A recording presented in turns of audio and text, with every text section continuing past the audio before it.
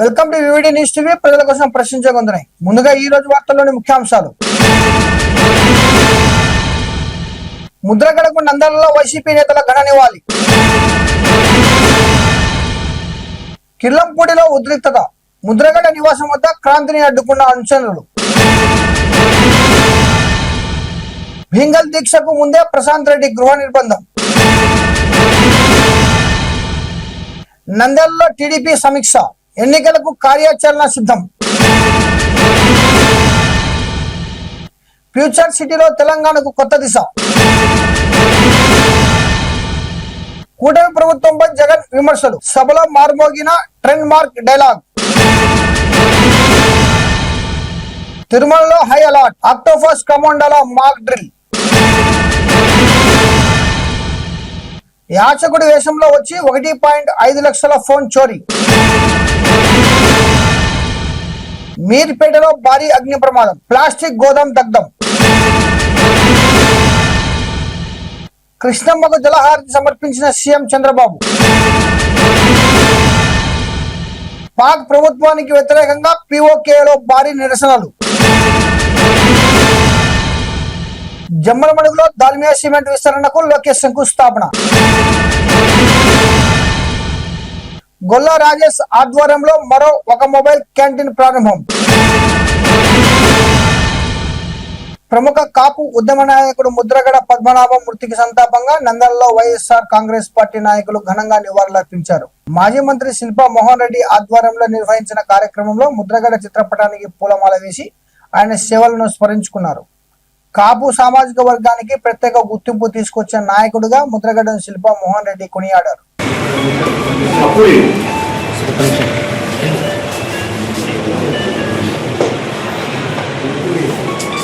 కొంచెం వెళ్ళికన్నా sir sir నిమిషం sir చిన్న కొంచెం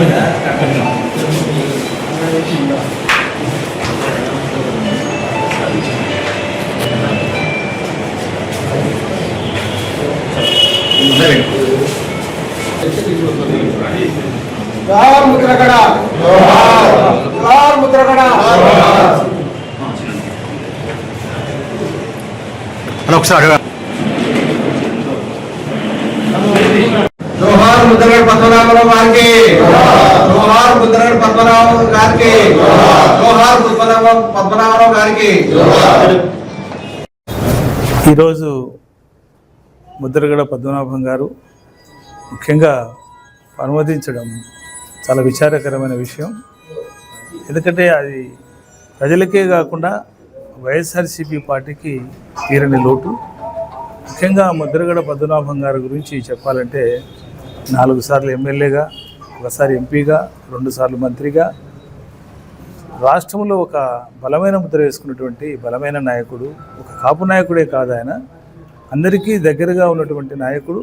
ముఖ్యంగా వైఎస్ఆర్సీపీ బలోపేతం కావడానికి అన్ని రకాలుగా అభివృద్ధి తీసుకురావడానికి ప్రయత్నం చేస్తున్న పరిస్థితుల్లో చనిపోవడం ఈ వైఎస్ఆర్సీపీ పార్టీకి తీరని లోటుగా భావిస్తూ, ముఖ్యంగా వారు సామాన్య రైతు కుటుంబం నుంచి వచ్చినటువంటి ఒక రైతు బిడ్డ. ఎన్నో ఉద్యమాలు చేసి ఎన్నో విప్లవాత్మకమైనటువంటి నిర్ణయాలు తీసుకొని కాపు రిజర్వేషన్ కోసం కానీ, ఈస్ట్ వెస్ట్ గోదావరిలో ఉన్నటువంటి కాపు రైతాంగం గురించి కానీ, అదేవిధంగా రాష్ట్ర వ్యాప్తంగా ఒక మంచి పేరు సంపాదించుకొని ఈరోజు మరి మనలో లేకుండా పోయినందుకు పార్టీ తరఫున అదేవిధంగా వ్యక్తిగతంగా విచారం వ్యక్తం చేస్తూ సంతాపం తెలియజేస్తున్నాం. కాకినాడ జిల్లా కిర్లంపూడిలో ముద్రగడ పద్మనాభం నివాసం వద్ద ఉద్రిక్తత నెలకొంది. కుమార్తె క్రాంతిని ముద్రగడ అనుచరులు అడ్డుకుని గో బ్యాక్ క్రాంతి అంటూ నినాదాలు చేశారు. ఫ్రిడ్జర్ బాక్స్ ను కూడా తాగనివ్వకుండా బంధువులు అడ్డుకున్నట్లు సమాచారం. పరిస్థితి ఉద్రిక్తంగా మారడంతో పోలీసులు జోక్యం చేసుకుని అక్కడి నుంచి వెళ్లిపోవాలని క్రాంతిని కోరినట్లు తెలిసింది.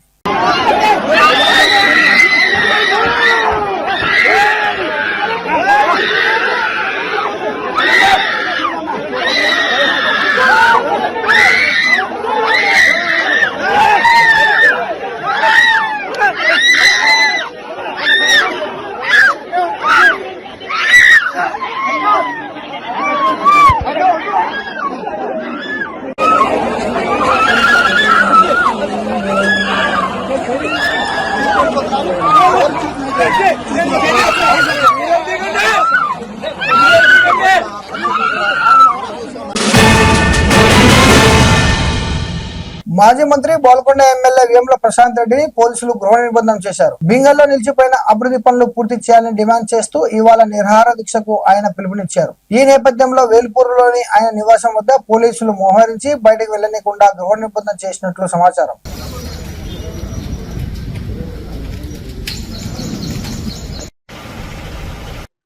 బాల్కొండ నియోజకవర్గ ప్రజలందరికీ నమస్కారం.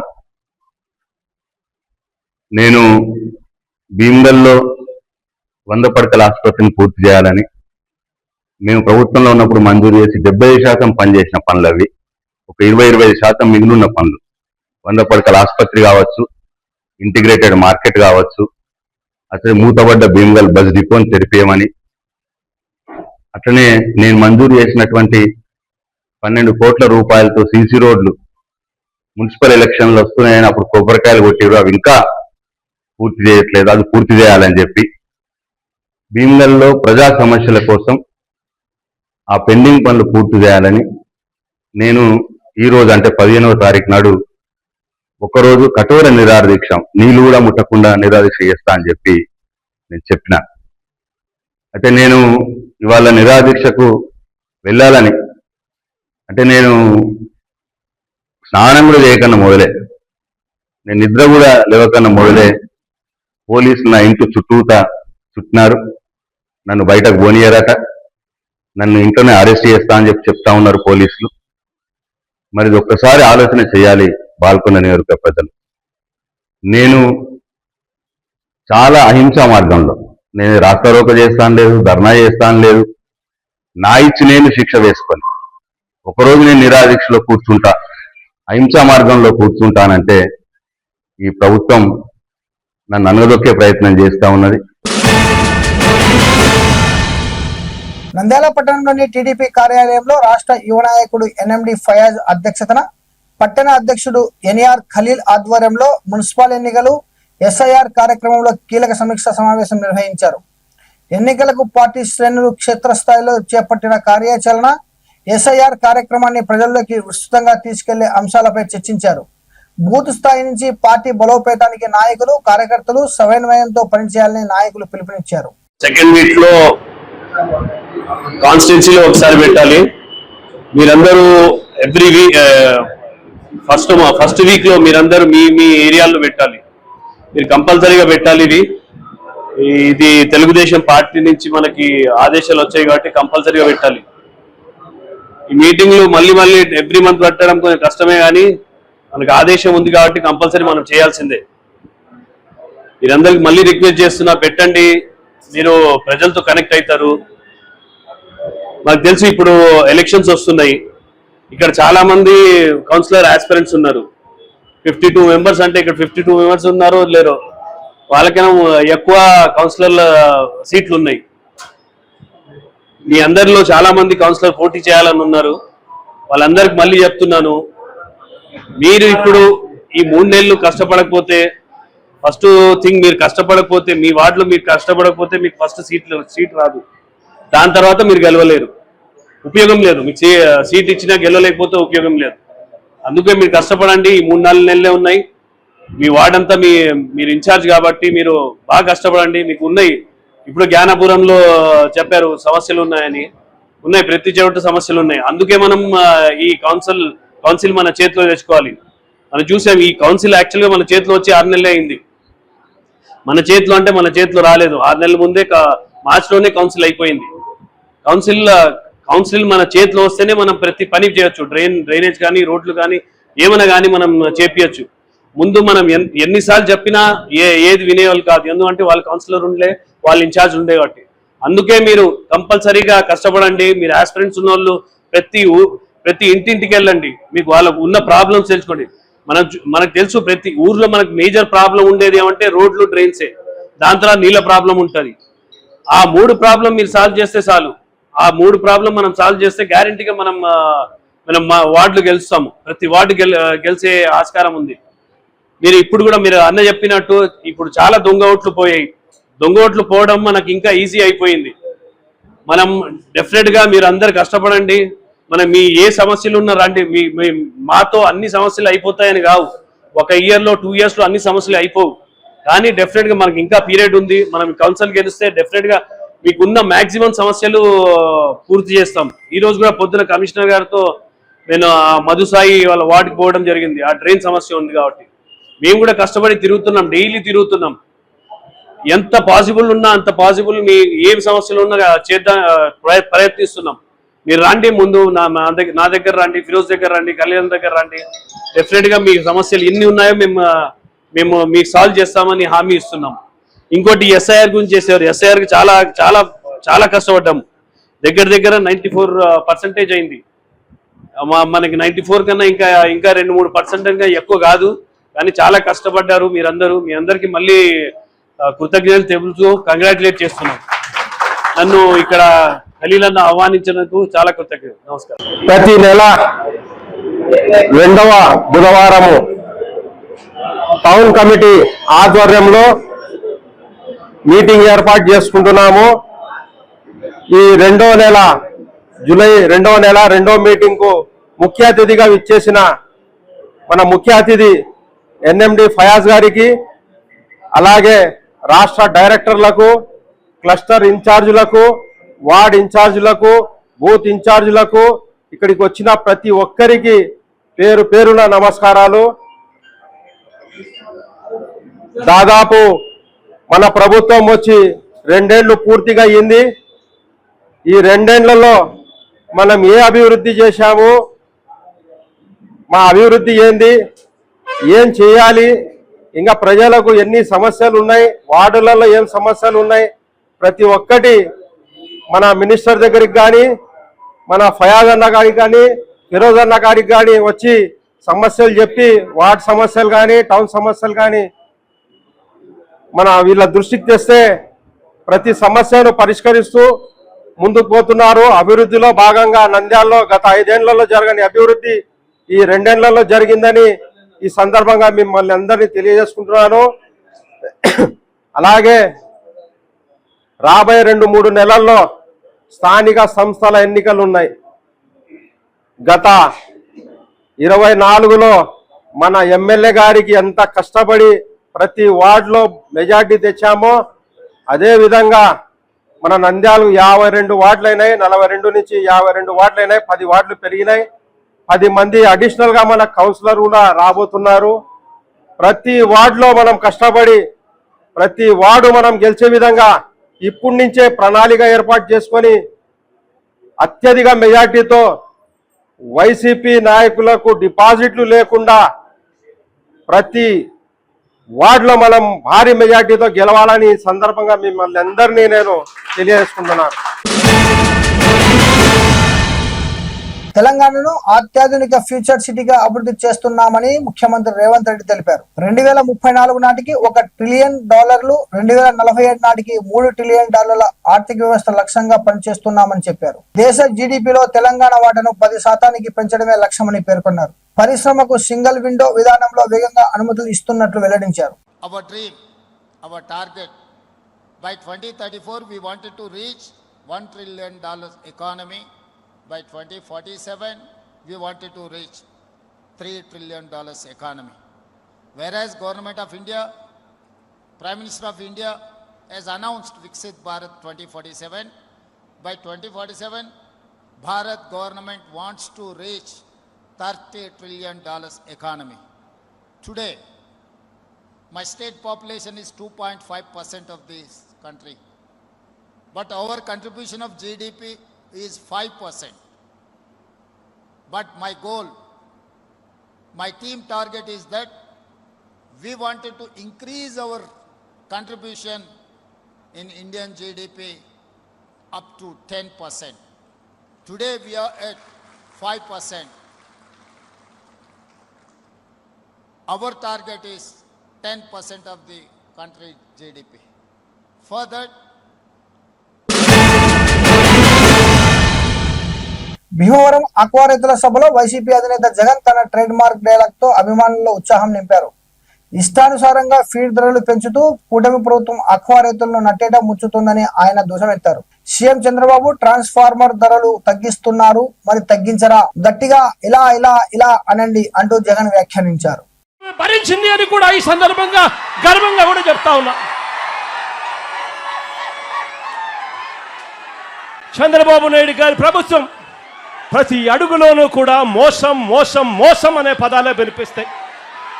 సూపర్ 6, సూపర్ 7 హామీలు ఏ మాదిరిగా చంద్రబాబు నాయుడు గారు మోసాలతో అడుగులు ముందుకు వేశాడో, ఎన్నికలప్పుడు బాండ్లు ప్రతి ఇంటికి పంపిణీ చేసి ఏ మాదిరిగా ప్రజలను చంద్రబాబు నాయుడు గారు మోసం చేశాడో, అదే మాదిరిగా ఆక్వా రైతులను కూడా చంద్రబాబు నాయుడు గారు ఇదే మాదిరిగానే మోసం చేస్తూ వచ్చాడు. ఇదిగో చంద్రబాబు నాయుడు గారి మేనిఫెస్టో, ఆక్వా రైతులకు సంబంధించి చంద్రబాబు నాయుడు గారి మేనిఫెస్టో, ఆక్వా రైతులకు సంబంధించి చంద్రబాబు నాయుడు గారి మేనిఫెస్టో. చంద్రబాబు నాయుడు గారు చెప్పాడు, అవసరమైన జిల్లాలలో 5,000 టన్నుల కోల్డ్ స్టోరేజ్ అన్నాడు. కట్టాడా అని అడుగుతా ఉన్నాను.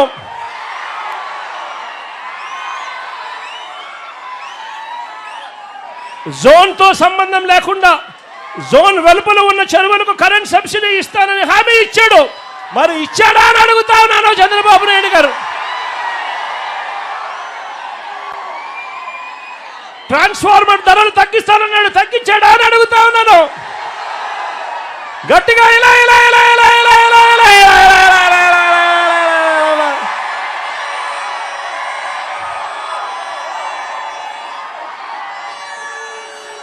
ఏరియేటర్లకు సబ్సిడీ ఇస్తానన్నాడు, ఇచ్చాడా అని అడుగుతా ఉన్నాను. ఇలా ఇలా ఇలా ఇలా.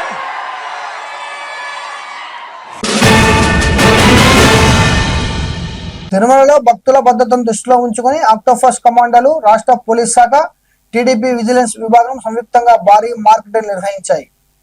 పిఎసి ఫోర్ట్ సత్రాన్ని ఉగ్రవాదులు ముట్టడించినట్లుగా ఊహించి ఇవి విన్యాసాలు చేపట్టారు. అత్యవసర పరిస్థితుల్లో ఉగ్రవాదులను అదుపులోనికి తీసుకోవడం, భక్తులను సురక్షిత ప్రాంతాలకు తరలించే విధానాలను ప్రదర్శించారు.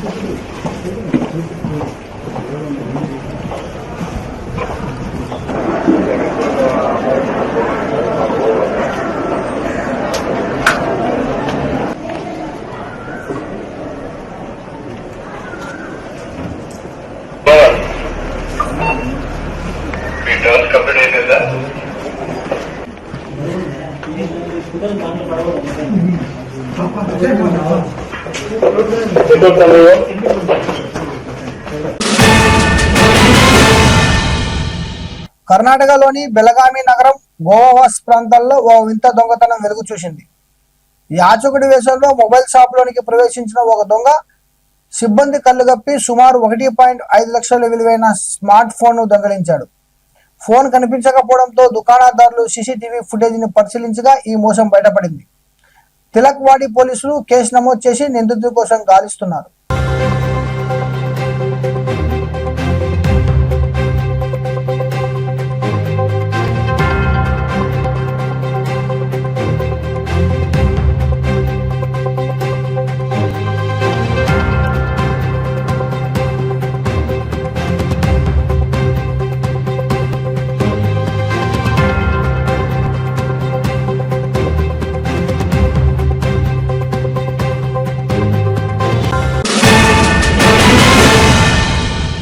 హైదరాబాద్ మీర్పేట్ సమీపంలోని నందనవనంలో ఉన్న ప్లాస్టిక్ గోదాంలో భారీ అగ్ని ప్రమాదం జరిగింది. మంటలు పక్కనే ఉన్న ఇండ్లకు వ్యాపించగా సమాచారం అందుకున్న అగ్నిమాపక సిబ్బంది 3 ఫైర్ ఇంజన్లతో మంటలను అదుపులోకి తెచ్చారు. ఈ ఘటనలో భారీ ఆస్తి నష్టం సంభవించినప్పటికీ ప్రాణ నష్టం జరగలేదు. పోలీసులు కేసు నమోదు చేసి దర్యాప్తు చేపట్టారు.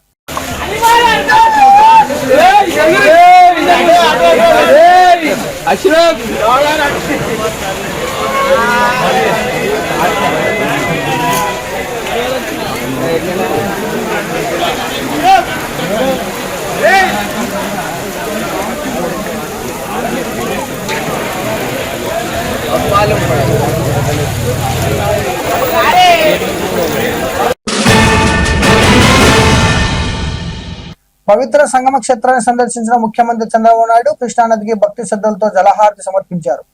అనంతరం నదీమాతకు ప్రత్యేక పూజలు నిర్వహించి రాష్ట్రంలో సమృద్ధిగా వర్షాలు కురవాలని, పంటలు బాగా పండాలని, ప్రజలందరూ సుఖశాంతులతో ఉండాలని ప్రార్థించారు. ఈ కార్యక్రమంలో ప్రజాప్రతినిధులు, అధికారులు, భక్తులు పెద్ద సంఖ్యలో పాల్గొన్నారు.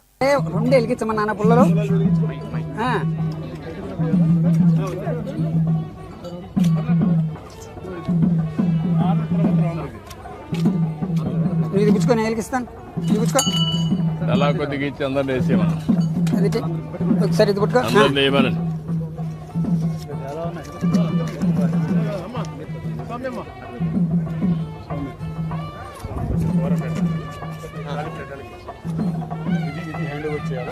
అదే అది హ్యాండ్ చేస్తాను.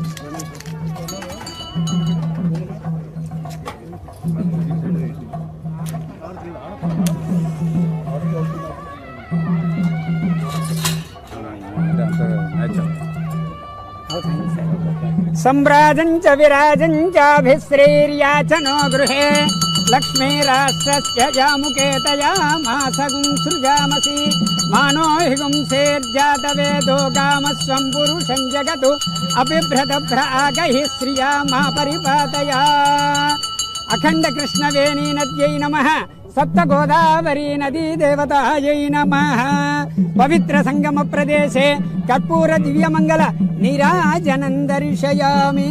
నమః పార్వతీపతయే. హర హర మహాదేవ.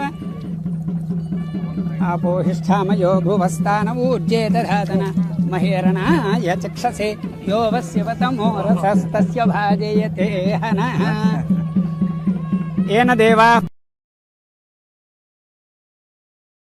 పాకిస్తాన్ ఆక్రమిత కాశ్మీర్ లో పాకిస్తాన్ ప్రభుత్వానికి వ్యతిరేకంగా ప్రజలు భారీ ఎత్తున నిరసనలు చేపట్టారు.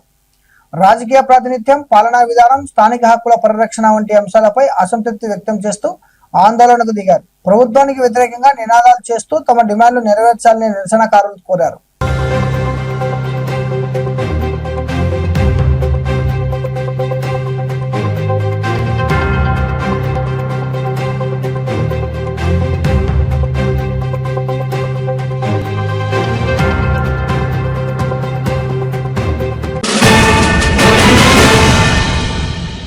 కడప జిల్లా జమ్మలమడుగులో దాల్మియా సిమెంట్ ప్లాంట్ విస్తరణ పనులకు మంత్రి నారా లోకేష్ శంకుస్థాపన చేశారు. ఈ సందర్భంగా మాట్లాడుతూ రాయలసీమలో పారిశ్రామిక అభివృద్ధికి ఈ ప్రాజెక్టు కీలకమని పేర్కొన్నారు. ప్లాంట్ విస్తరణలతో పెట్టుబడులు పెరగడంతో పాటు స్థానిక యువతకు ఉపాధి అవకాశాలు మరింత విస్తరించనున్నాయని తెలిపారు. కార్యక్రమంలో ప్రజాప్రతినిధులు, అధికారులు, దాల్మియా సంస్థ ప్రతినిధులు పాల్గొన్నారు.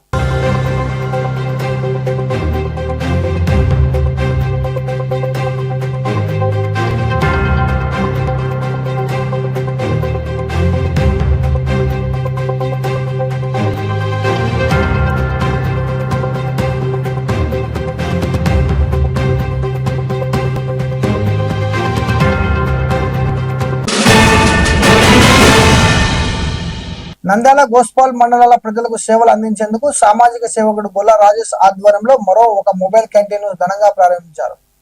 కేవలం ₹1 చపాతీ, కూర, పప్పుతో కూడిన భోజనం అందించి పేదల ఆకలి తీర్చడమే లక్ష్యమని నిర్వాహకులు తెలిపారు. కార్యక్రమంలో పాల్గొన్న ముఖ్య అతిథులు గొల్ల రాజేష్ నిర్వహిస్తున్న సేవా కార్యక్రమాలను అభినందిస్తూ ఇలాంటి సేవలు మరింత మందిని చేరాలని ఆకాంక్షిస్తున్నారు.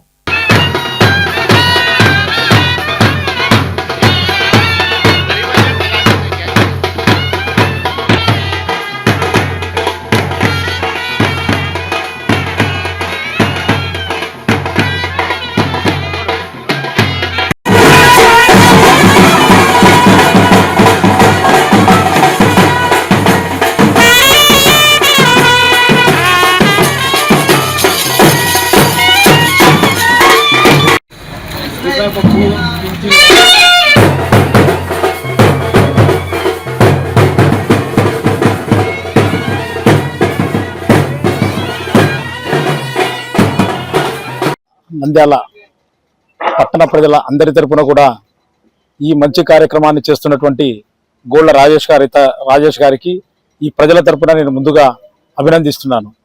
ఎందుకంటే ఎంత కోటీశ్వరుడైనా ఎంత లక్షాధికారి అయినా ఆకలికున్న వారికి కడుపు నిండా అన్నం పెట్టడం అనేది చాలా గొప్ప విషయం. ఎందుకంటే ఇప్పుడు ఒక పాతది స్లోగన్ ఉంది, లక్షాధికారి అయిన లవణవర్ణమే కానీ మెరుగు బంగారంబు మింగబోడు అని.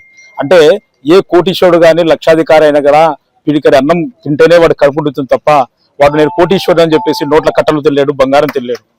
అదేవిధంగా ఆకలికున్న హృదయాలను దగ్గర తీసుకొని వాళ్ళను ఆకలి తీర్చడం అనేది అది నిజంగా భగవంతుడిచ్చిన గొప్ప వరం.